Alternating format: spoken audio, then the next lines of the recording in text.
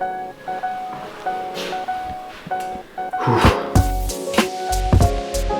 just got in from Toronto. 8-hour flight overnight. Didn't get much sleep, and now I need a cold shower. Then I'm gonna head to the train station to go back to Zurich. Quick workout, and then to get started with my day. Feeling much more alive now, and I'm headed to the train station to catch the train into Frankfurt. From there I'm gonna change the train to Zurich. Now I'm at the point where one of my only two non-black items comes in handy. Immigration. I wish it was this simple in the US or many other couries, where often I spend like an hour just trying to get into, or just getting into the country, just waiting in line. They have these automated gates or kiosk systems now in the US. They've still managed to clog a lot of the lines, especially in San Francisco. Coming back to Europe is quick and easy. Now just past customs, and I gotta find my train.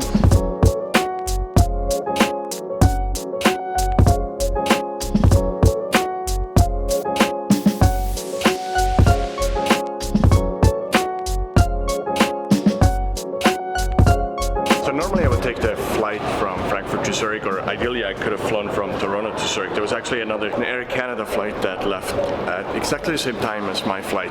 Airfare pricing is still a mystery to me. Flying from Zurich to Toronto and back would have been okay in terms of price. Flying from Frankfurt to Toronto and back was okay, but flying from Frankfurt to Toronto and then back to Zurich was like almost double the price, if not more.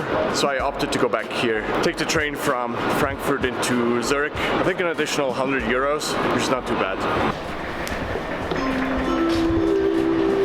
Ladies and gentlemen, please note, all passengers of beggars and other on the station at the moment. Took a nap. Now 2 more legs, one to Zurich and then to Rapperswil, to Mediaside. So before was actually the wrong stop, so I was glad I realized it before the train had departed and I got back in. I was so tired I had also forgotten my big bag. The train to Zurich has just arrived. I was waiting in the wrong sector, but no more sleeping now. Need to get some work done, and then a few calls, and that's it.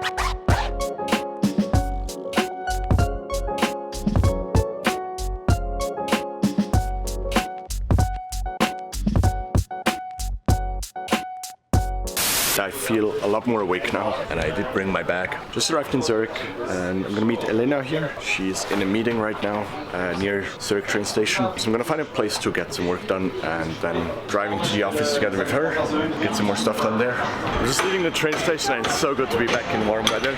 Sunny, blue skies. It does affect my mood. Warm weather, sun, no jacket. Awesome. What a good day.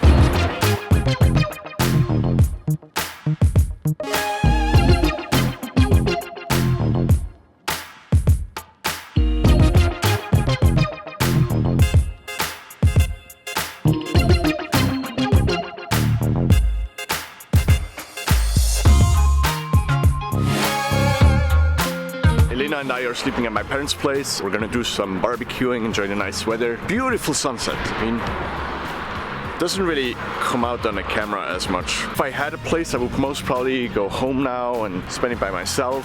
And this way I get to see my parents. We get to spend a few quality hours together. Haven't seen my mom since my dad and I left for San Francisco, so it's been quite a while, so it's just good not having a place.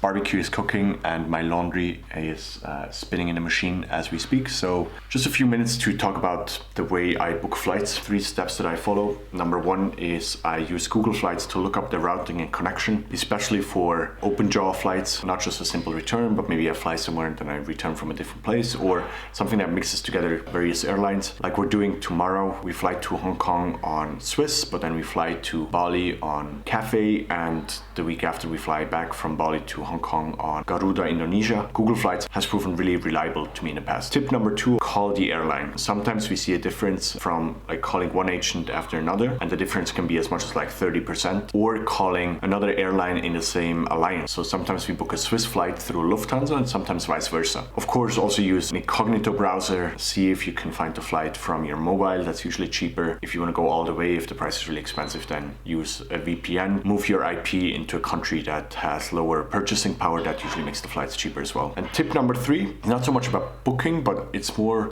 about where I think dollar or Swiss franc can go a really long way, which is seat reservations. Long haul flights, when I'm flying economy, I'm very willing to pay an extra 30 or 50 bucks for a good seat. So I always check if that's available. And if it's available, I usually book a seat that's in an exit row, but not by the windows. The middle one usually has a wall right in front of them. And that gives me personally the best benefit for leg room and still not sliding out of the seat. And I use seatguru.com to look up the layout of a plane and find those seats. And with that, that's my 3 cents on how I book flights and tips that you might want to use next time you book a bit more of a complicated flight. I can smell the barbecue, and so it's time for me to go, and I'll talk to you tomorrow.